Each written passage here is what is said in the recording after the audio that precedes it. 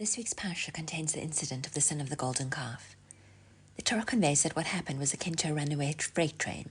Things got out of hand. Moshe was late in returning. The Satan saw an opportunity. He made what Rashi tells us was the appearance of confusion in the world. The people clamored for an intermediary. Hur got up and tried to stop them. The people killed Hur. This is how things got out of hand. It was like a snowball coming down a mountain, unstoppable.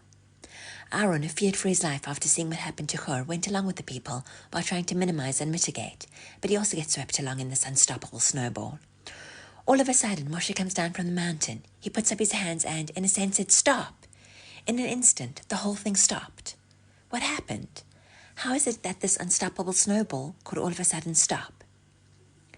Rabbi Fran quotes the Beis Av, who says, "This is the power of truth.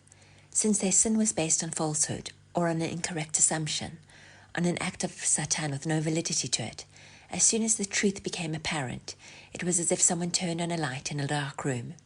The darkness dissipates in a moment. Such is the power of truth to push away falseness. Sheker, falsehood, can be stopped in its tracks with pure, unadulterated emes, truth." And I think this is such an important message for us today. We are looking around bewildered at a world gone mad, a world of sheker. And we say that when Mashiach will come, that every creature will know that you have created him? Really? In a world of such sheker, where I just saw ahead, I can't even repeat what I started reading, what the latest report of the UN is.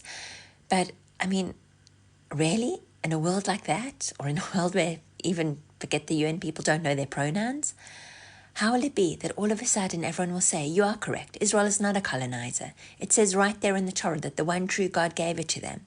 How will it be that all the other religions in the world will say, "You're right, there is only one God"?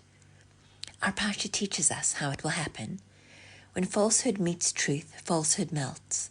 When the truth of Mashiach becomes evident, the whole world will turn around. But how? How is that possible? Hashem allows us glimpses. Overnight, the Berlin Wall crumbled. The Cold War was an accepted norm. Communism was normal. How could millions of people change their perspective overnight? But they did. The Arab Spring, the fall of apartheid in South Africa. Well, I'm not going to get into politics. I get an email from the editor of the Daily Telegraph in the UK. And on Monday he said, "There will, I'm sure, come a time when Donald Trump doesn't dominate the headlines. But that time is not now." And he went on to speak about the Ukraine. I'm not going into right or wrong or emes or sheker. But things can change overnight. And that is what Purim is all about. V'hanapachu. We were slated for annihilation, and from one minute to the next, everything changed. And this is the lesson of our parsha. Sheker can be pushed away by emes. Moshe stopped the golden calf in a second, and this is how Mashiach will do it. And we need to believe it. Before I started davening on Tanis Esther, I thought, well, maybe by Pesach things would have changed. And I stopped in my tracks and I said to myself, daven like you believe that things can change in a second, because they can.